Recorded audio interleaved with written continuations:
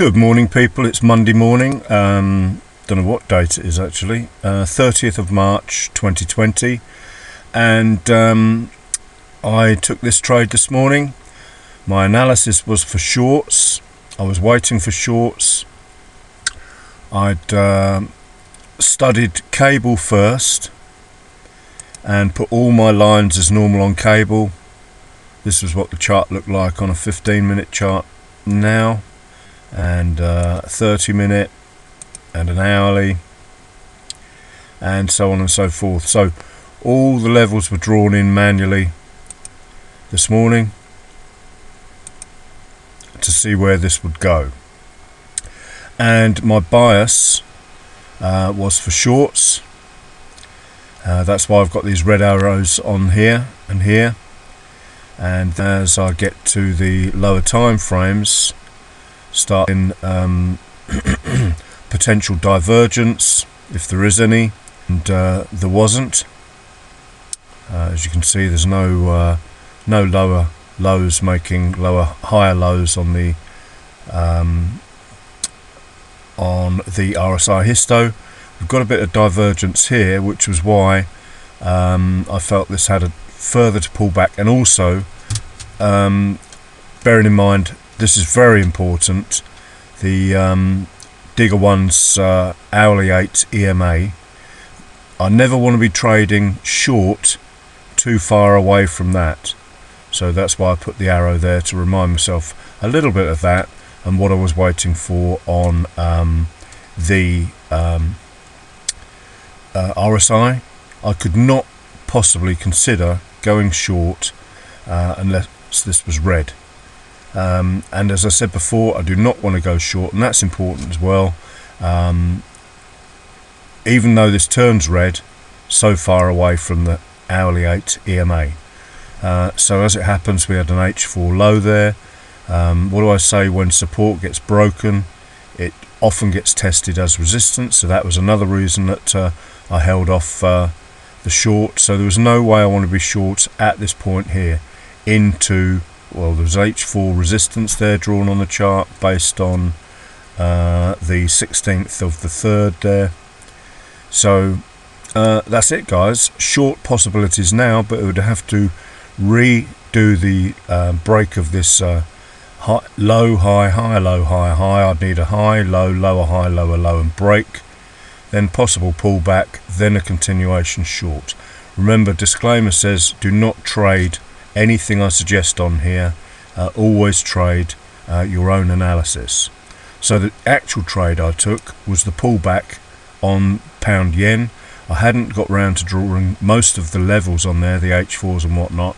The yen quite often follows the pound, US dollar, rather the cable, but not always, so you have to do your analysis.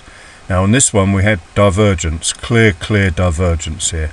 Lower, low, making a higher low, same on my Indy there. So just traded the pullback to the hourly 8 EMA, cut my target short, as I always say if you watch my previous videos. That's the trade on the chart there.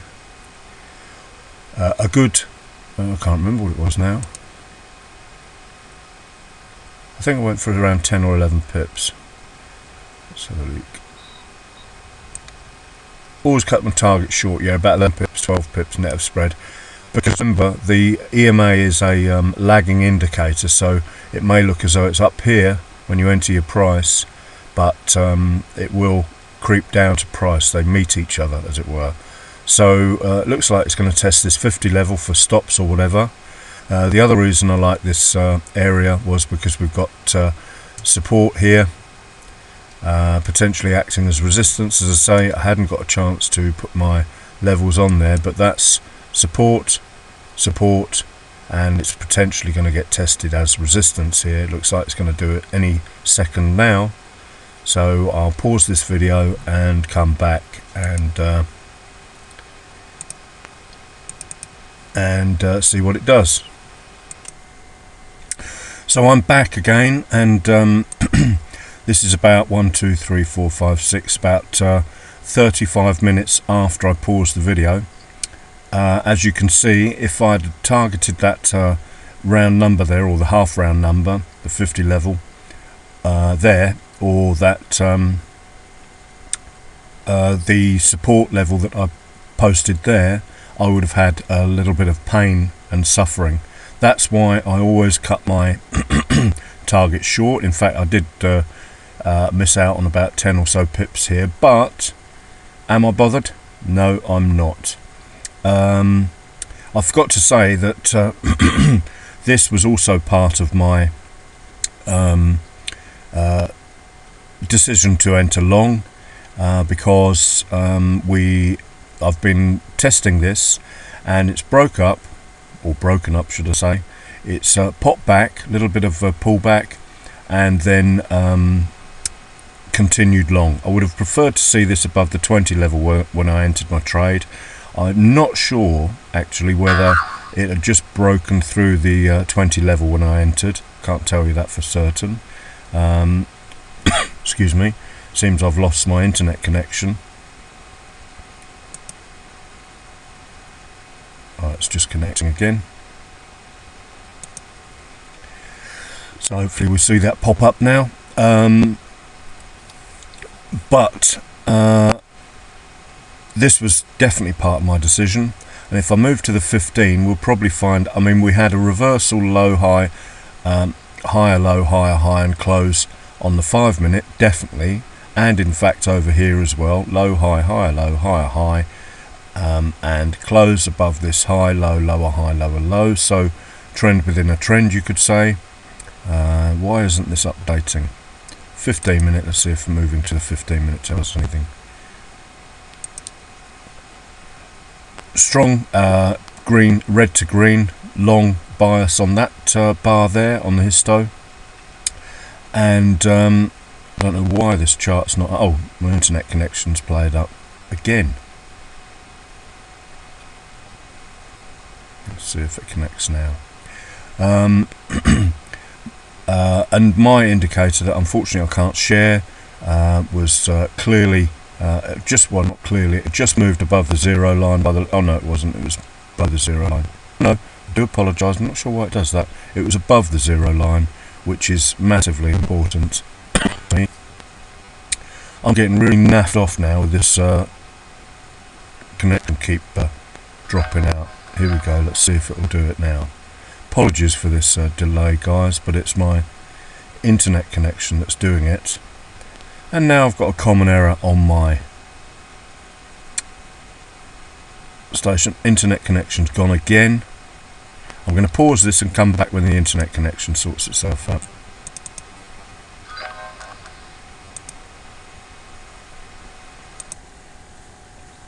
So, internet connection finally sorted out. Apologies for all that guys. It looks like it's going to hit this level now. And you may ask yourself why I did not trade this long. Purely because my plan was to take a trade to that level, reassess things. I hadn't checked all the higher time frames. With the internet connection messing about, I didn't want to be in a trade and not be able to monitor it. Now that's patience and discipline guys. It's hit that horizontal line we drew in there. It would have been better if I'd put a precise line on there. In fact I can do that now. Let's put a green line on that low. And as you can see it's pretty much smacked it. That could have been continued on down and would have, if I decided to take any longs, it would have been a useful bit of information there. The other reason that I didn't want to go long here was it was just before 6 AM, and when I've got a few more trades under my belt, then I would potentially have traded more aggressively and taken this. But that's not what I want to be doing. You know, that's not what I sort of profess on this YouTube channel of mine. Patience, discipline, and absolute price action analysis. Follow your rules, and those are the rules guys. So, and this is a pullback long against a short bias. We can look at the higher time frame, see why I've got that bias. Because of all this stuff above us, basically, and because of my analysis of the candlestick trend to the downside, what do I know categorically here? I cannot consider going long into massive resistance levels. And if we look on H4, it's difficult to see behind the lines. I'm not going to change the chart around now. It's a long video and I don't want it to mess up. H4 was confed up, or confirmed up, low, high, high, low, high, high, high, low, high, high, and break of the downtrend, high, low, lower, high, lower, low. So it needs H4, has broken that, so it's long actually. So this could easily continue long. Remember, I hadn't done my massive long-term analysis on this particular chart. It was on the cable. So let's reduce the size of this and see what is going on here.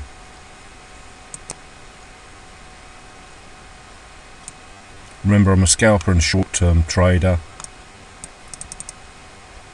This has this based on the daily. I hadn't done the lines, doing this on the cut off on the fly.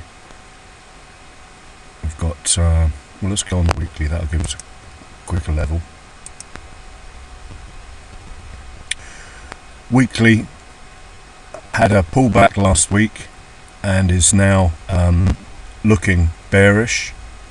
However, the weekly on my indicator, which I don't deem as reliable as this indicator, is telling me I should be looking potentially for longs. What else? Not a lot. If I'd done the top-down analysis on this, I would have had my monthly levels on there. Top of this month is valid because it's obviously forced the price down, which is why that candle's red.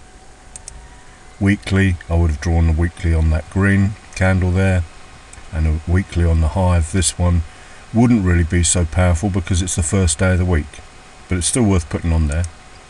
Daily is more important.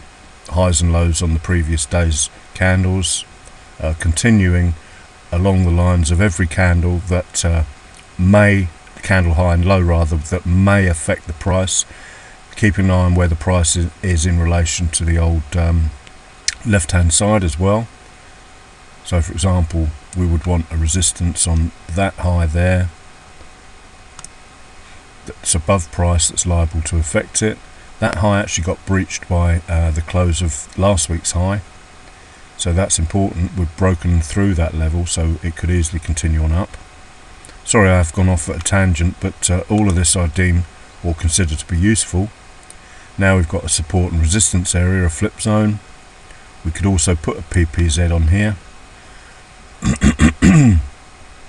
above price. So if we're considering going longs, we've got that sort of gap configuration going on. You know how I like to trade the gaps. Now this is turning from red to green, so my short bias now, that was really based on, well, cable charts, to be honest with you. So let's flip over to the cable.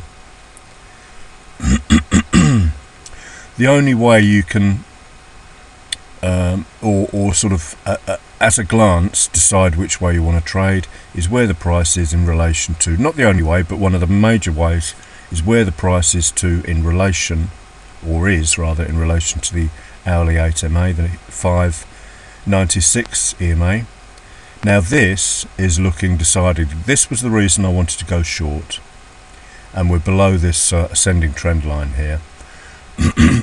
Now this is why I love my method so much, because if this keeps trending up on the candles and breaking the levels, then the bias changes rather instantly, and then I can start to build a plan for longs. And this is now the histogram has gone from short to long, but there's no power in that, guys. I want to be above that 20 level before I'm considering longs, or everything is considering attacking that 20 level, if that makes any sense. We're above zero and long now, so I'm going to change my bias. This isn't a recommendation to trade. We are below the daily open. We can clearly see that by this Indy here. So all of these levels are gaps to trade.